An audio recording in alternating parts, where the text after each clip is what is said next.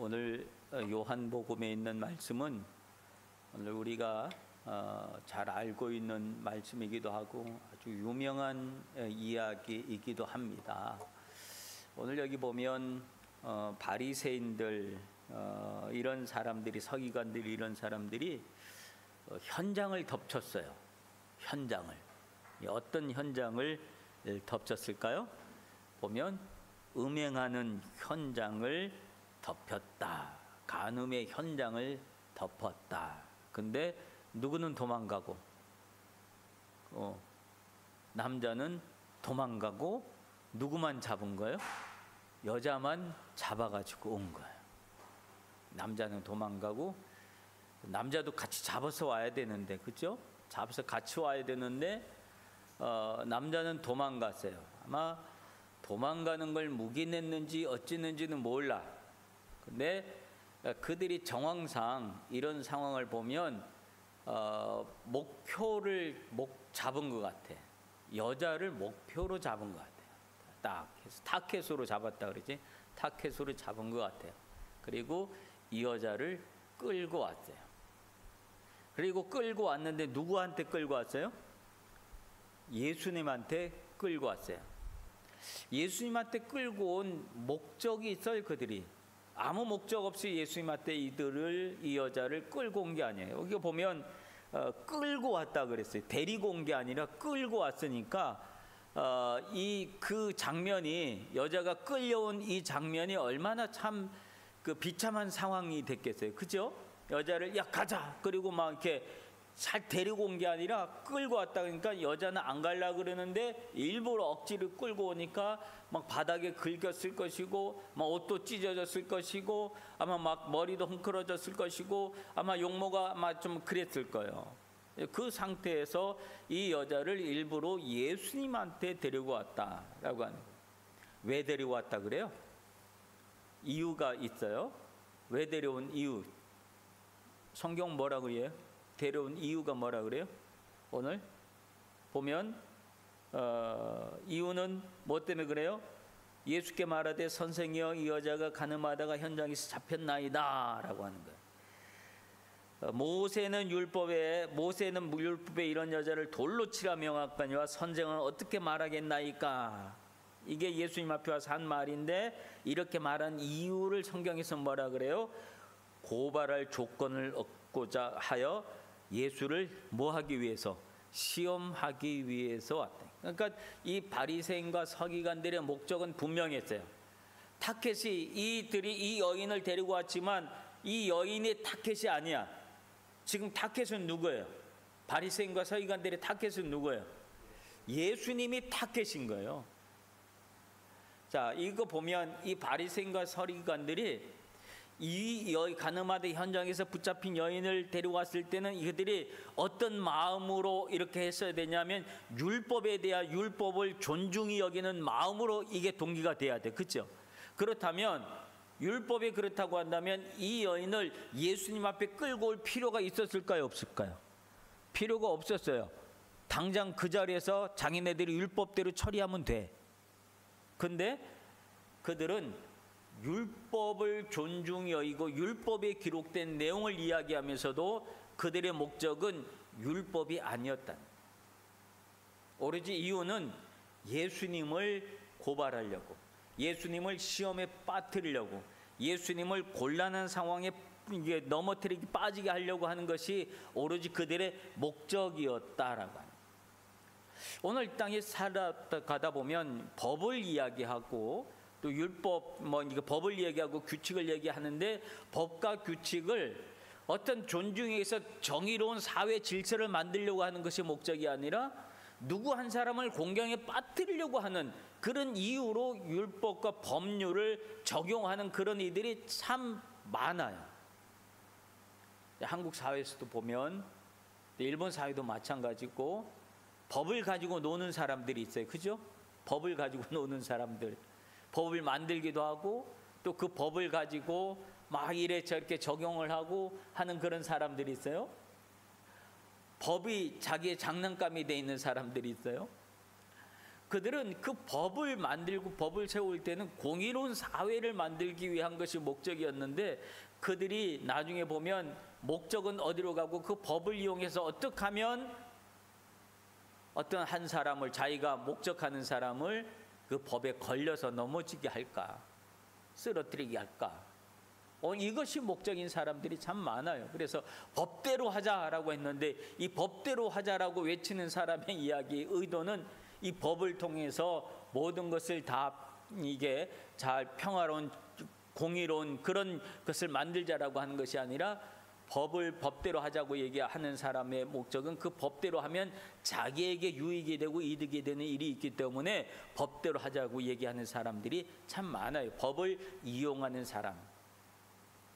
바리새인과 서기관들은 그들이 가지고 있는 법은 어떤 법이었어요? 율법이라고 하는 거였어요. 이 율법은 누구의 법이에요? 하나님의 법이잖아요. 근데 하나님의 법마저도 그들은 무엇으로 삼았냐면 자기들의 목적을 이루기 위한 도구로 삼았다라고 합니다.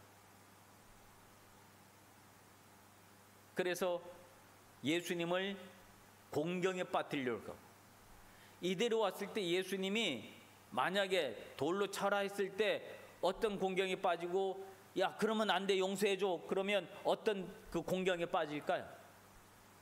예수님이 만약에 야 그럼 법대로 그냥 돌로 쳐 그랬으면 예수님 어떤 공경에 빠졌을까? 얘기 한번 해봐요. 어떤 공경이었을까요? 에? 이야 뭐 사랑을 얘기하고 용서를 얘기하고 뭘 얘기하고 그러더니 아이고 말짱할 거다 라고 하는 이야기를 할 거예요. 그죠? 그런 법 공경에 빠지게 되고, 만약에 그렇지 말고 용서해 줘라라고 얘기하면 무엇을 어기는 또 사람이 되는 거예요? 율법을 어기는 사람이 되어집니다. 그러니까 이렇게 해도 저렇게 해도 예수를 넘어뜨리게, 시험에 들게끔, 빠뜨리게끔 다 만들어 놓고 이 여인을 이용하고 있는 거예요.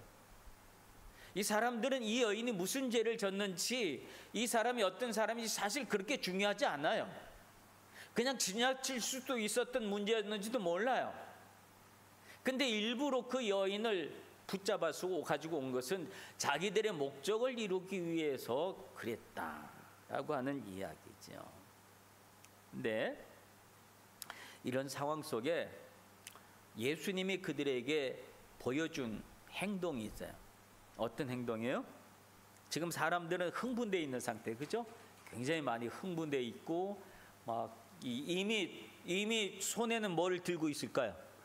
이미 율법대로 한다면 돌로 쳐서 죽이라고 하니까 이미 그들의 손에는 돌을 하나씩 다 들고 있는 거야.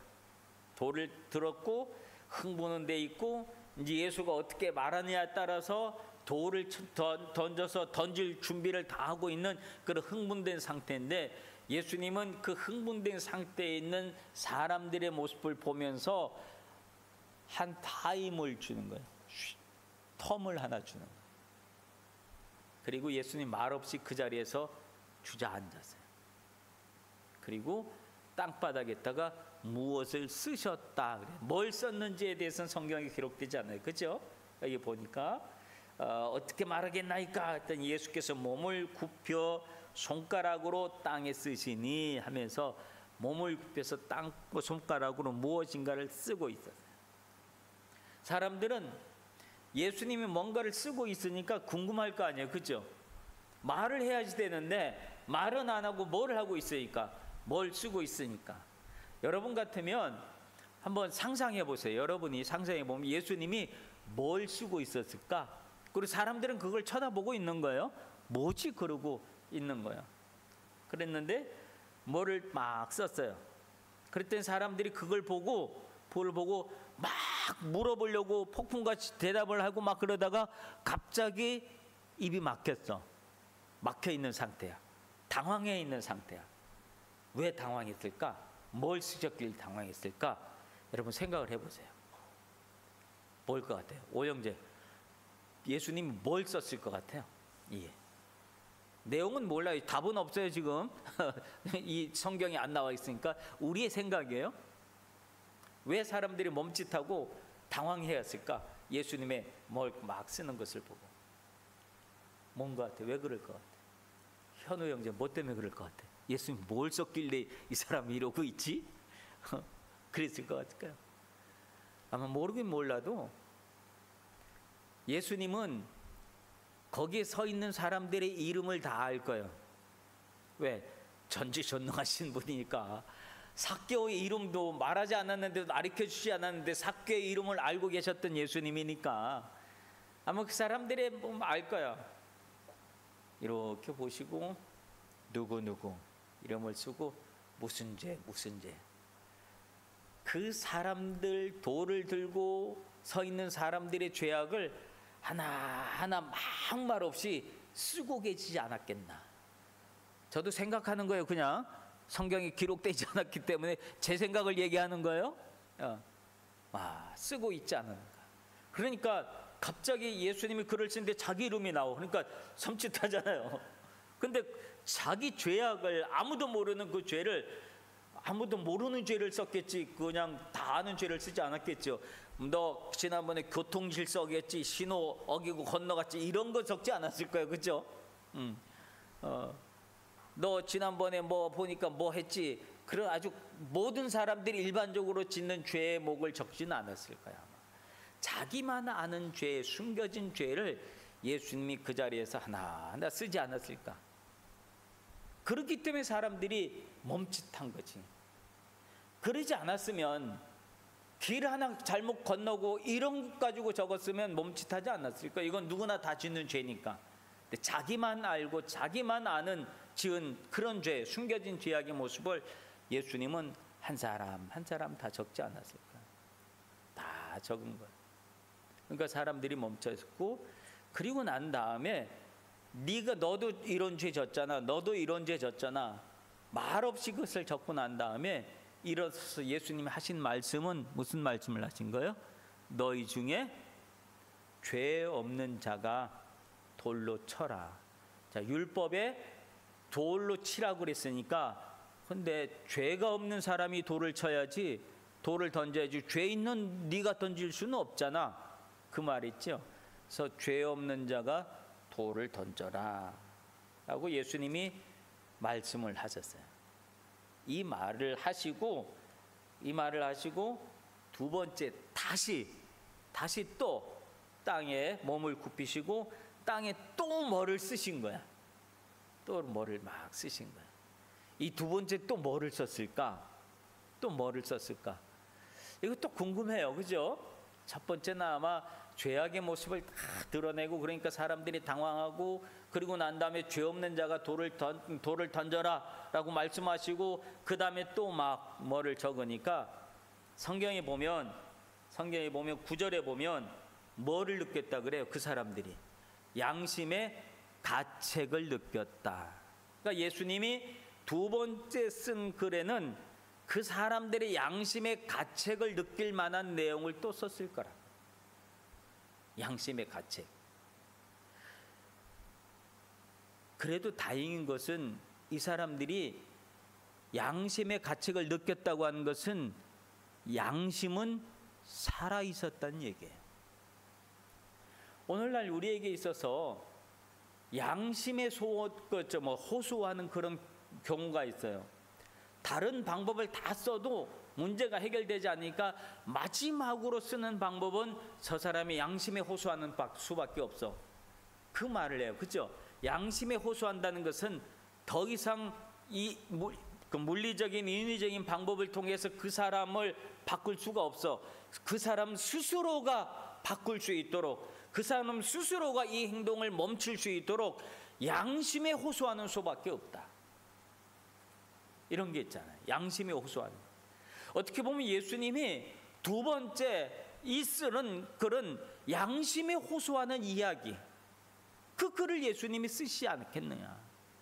야, 너도 이런 죄를 졌잖아. 너 양심도 없냐.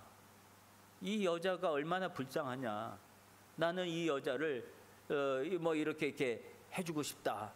아마 그런 복음적인 내용. 예수님은 이 여인을 용서해주고 싶은 마음이 있었어요.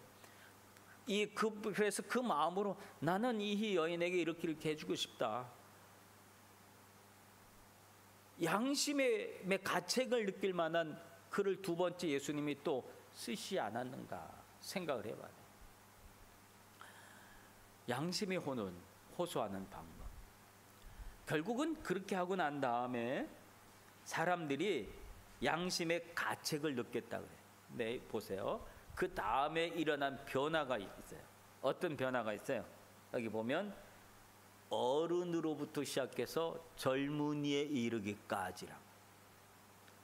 양심의 가책을 제일 먼저 느낀 사람은 누구라고요? 어른들이 양심의 가책을 제일 먼저 느꼈어요. 그래서 어른이 먼저 멈췄어요. 돌을 던지려고 했다가 어른이 먼저 멈췄어요. 그리고 어른이 멈추는 걸 보니까 젊은이들도 같이 멈춘 거예요. 그래서 어른이 굉장히 중요한 거예요. 우리가 이 나이가 들어가면서 이제 어른이 돼가요. 어른이 돼가면 어른의 행동을 젊은 사람들은 바라봐요.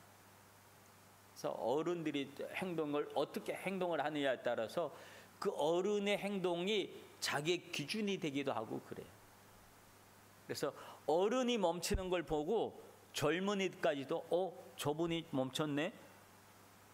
그러니까 젊은이들도 뒤로 한 사람씩 한 사람 다 빠져가고 결국은 아무도 남지 않았다라고 하는 이야기.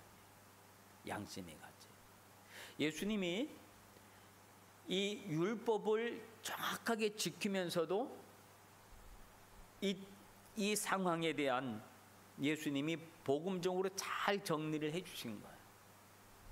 그리고 난 다음에 이 여인에게 한참 시간이 아마 한참 걸렸지 않았을까 싶어요. 한참 걸리고 난 다음에 둘러보니까 다 가고 아무도 남지 않아서 그 여인하고 예수님하고 둘밖에 남지 않았어요. 그죠? 여기 보면 다 하나씩 하고 오직 예수와 그 가운데 섰는 여자만 남았더라. 이제 둘밖에 남지 않았어요. 이제 둘밖에 남지 않았으면 예수님의 말씀 너희 중에 죄 없는 자가 먼저 돌로 치라 했으면 이 여인을 정죄할 수 있는 유일한 사람만 남은 거예요. 그분은 누구일까요? 예수님만 남았어요. 예수님이 돌을 들면 어느 누구도 그것을 부정하다고 또 말하지 못하고 예수님에 대해서 시비를 걸 사람이 아무도 없는 거예요. 근데 예수님은 일어나서 여자 외에 아무도 없는 것을 보시고 예수님이 하시는 말씀은 여자야 너를 고발하던 그들이 어디 있느냐, 너를 정죄할 자가 없느냐. 그 여자도 그동안 고개도 못 들고 있었던 거예요. 이 상황에서 고개도 못 들고 땅만 쳐다보고 처분만 바라보고 언제 나한테 돌이 날아오나 이것만 생각하면서 두려움 속에 떨고 있었던 이 여인의 모습. 두려움 속에 떨고 있었다. 그 여인이 예수님의 소리에 겨우 눈을 들어서 주변을 살펴봤더니 아무도 없는 것을 본 거예요. 그랬더니 그 여인이 한 말이 주여 아무도 없나이다. 그때 예수님이 하신 말씀은 뭐라 그래요? 나도 너를 정죄하지 않는다. 예수님은 그 사람들이 어떤 죄악을 지었든지 간에 우리가 어떤 죄를 지었든지 간에 주님은 나도 너를 정죄하지 않는다. 주님은 우리의 죄를 정죄하기 위해서 이 땅에 오신 분이 아니시기 때문에 그래요. 예수님이 이 땅에 오신 이유는 뭐예요? 이유는 우리의 죄를 용서해 주시기 위해서 이 땅에 오신 거예요. 초림 예수라 그랬잖아요. 흔히 얘기하기를 아기 예수로 오신 그 예수님, 아기 예수로 오셔서 십자가에 지기까지 그 33년의 삶의 예수님의 삶의 이야기는 정죄가 아니라 우리의 죄를 지적하기 위한 것이 아니라 우리의 죄악을 끌어안기 위해서 오셨다는 거예요. 그래서 수많은 종류의 죄악을 예수님이 다 끌어안고 있는 거예요. 오늘 이 여인의 죄악까지도 예수님 대신 끌어안으신 거예요. 이 여인의 죄악이 율법에서는 어떤 그 죄라고 그래요? 돌을 쳐서 죽이는 그런 죄라고 얘기를 해요. 그 대신에 예수님이 이 여인의 죄를 끌어안고 죽어야 되니까 끌어안고 예수님이 십자가에서 대신 돌아가신 거예요.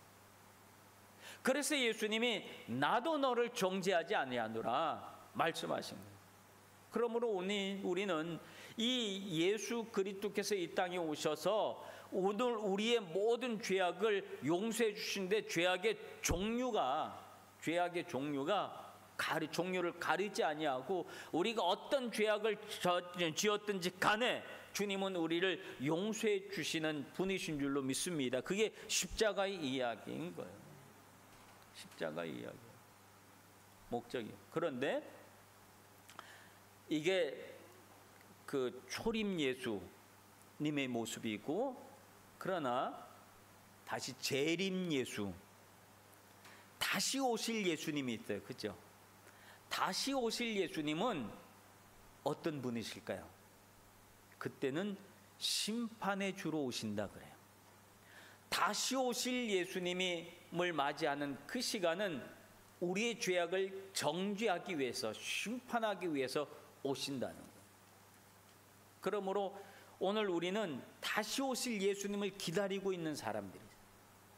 근데 예수님이 오시기 전에 지금의 시간, 다시 오실 예수님을 기다리는 이 시간을 성경에서는 무슨 시간이라고 얘기하냐면 은혜의 날이요 구원의 날이라고 얘기해요. 은혜의 날이요 구원의 날. 그래서 지금 우리가 살아오고 있는 또 이 시간은 아직은 은혜의 날이라는 거예요. 아직은 구원의 날이라는 거예요. 그래서 내가 어떤 죄악을 지었든지 간에 예수님 앞에 나와서 무릎 꿇고 회개하면 우리의 죄악을 주님은 용서해 주시는 그 주님이신 줄로 믿습니다. 그러므로 오늘날 이 시간에 이 시대에 우리가 살아간다는 것은 얼마나 감사한 건지 몰라요. 왜? 은혜의 날을 살아가는 사람들이니까, 구원의 날을 살아가는 사람들이니까 그렇다 그래요. 그런데 예수님이 하신 말씀은 나도 너를 정죄하지 않으니 여기서 멈춘 것이 아니라 그 다음 말씀을 우리는 귀 기울여야 돼요. 그 다음 말씀의 내용이 뭘까요? 가서 다시는 죄를 범하지 말아라. 이 말씀이 중요한 말씀이에요. 가서 다시는 죄를 짓지 말아라. 지금 죄는 내가 용서해 줄게, 내가 정죄하지 않을게. 그런데 가서 똑같은 죄를 다시 지으면 안 돼 라고 말씀하시는 거예요. 오늘 우리는 똑같은 죄를 계속 반복적으로 습관적으로 짓는 사람들이 있어요. 습관적으로 다시 반복적으로 그 죄를 짓는다는 것은 무엇을 안 했다는 이야기일까요? 진정한 회개를 하지 않았다는 이야기예요. 어떤 죄악이든지 회개한 죄악은 용서를 받지만 회개하지 않는 죄악은 용서를 받지 못한다는 거예요. 무슨 말인지 아시죠? 그러므로 오늘 우리에게 있어서 지금 이 시간은 회개하는 시간이라는 거예요. 아직까지는 오늘 우리에게 그런 시간이, 회개할 수 있는 은혜의 시간이 오늘 우리에게 아직 주어져 있는 이 시간을 우리가 살아간다. 그래서 우리가 진정한 회개는 똑같은 일을, 회개한 죄악의 모습을 다시 똑같이 반복하지 않는 것이 중요하다. 그래야 진정으로 회개한 자의 삶을 살아갈 수 있다라고 하는 거예요. 그러므로 오늘 우리가 살아가면서 또 반복해서 또 죄를 짓기도 하지만, 그러나 자꾸만 그 숫자를 줄여가려고 노력해야 돼요. 똑같은 죄를 반복해서 짓지 않으려고 노력하고 애쓰는, 그 다음에 우리의 믿음의 의지, 신앙의 의지, 이것이 오늘 우리에게 필요하지 않겠어요? 이런 신앙의 의지가 있을 때 우리의 삶의 모습은 조금씩 나아지고 거룩해지고 그렇게 져 가는 거예요. 그래서 그 장면을 우리는 성화되어져 간다 그래요. 성화라고 하는 말은 무슨 말일까요? 우리가 조금씩 거룩해져 간다라고 하는, 조금씩. 그래서 처음에는 정말 별 볼 일 없는 사람이었는데 어느 정도 시간이 지나고 났더니 내 모습이 바뀌어져 있고, 내 모습이 변해져 있고, 내 모습이 조금씩 은혜로운 모습이 내 안에서 나오고, 예수 믿는 그런 사람들이 딱 저 사람 꼭 예수 믿는 사람 같아 라고 하는 말을 듣게 되어지고, 말 한마디를 들어도 저 말하는 소리를 보니까 저 사람 예수 믿는 사람이네. 그 사람이 어떤 말을 쓰냐에 따라서 말만 딱 들어도 알아요. 그죠? 예. 그런 예수 믿는 냄새가 우리 안에 조금씩 나는 것이, 그게 우리가 성화되어져 가는 거예요. 조금씩 죄악의 모습들이 계속 반복했던 것들이 하나 둘씩 없어지고 우리가 온전한 모습으로 하나님 앞에 서게 되어지는 줄로 믿습니다. 바리새인들, 서기관들은 율법을, 거룩한 하나님의 말씀을 자기네들의 목적을 이루는 도구로 전락시켰다. 그러나 예수님은 너희 중에 죄 없는 자가 먼저 돌로 쳐라 라고 한 이 말씀으로 수많은 사람들의 마음속에 가책을, 죄악의 모습, 자기의 본질의 모습을 발견하게, 죄로 가득 찬 우리의 모습을 발견하게 만들었다. 그래서 우리가 정말로 예수님 앞에 우리는 나도 너를 정죄하지 않으니, 이런 은혜의 말씀, 용서의 말씀을 들은 사람이라고 하는 사실을 기억하면서 하나님, 내 삶의 모습이 조금씩 거룩해져 갈 수 있도록 하나님 은혜 내려 주시옵소서. 우리가 기도해야 할 줄로 믿습니다. 오늘 이 시간에 말씀 기억하시면서 우리 함께 하나님, 내가 조금씩 거룩해져 가는 예수 믿는 사람답게 내가 변해갈 수 있도록 하나님 나에게 은혜 주시옵소서. 우리 말씀 기억하시면서 우리 잠시 한번 기도하는 시간 갖도록 하겠습니다. 우리 함께 기도하십시다.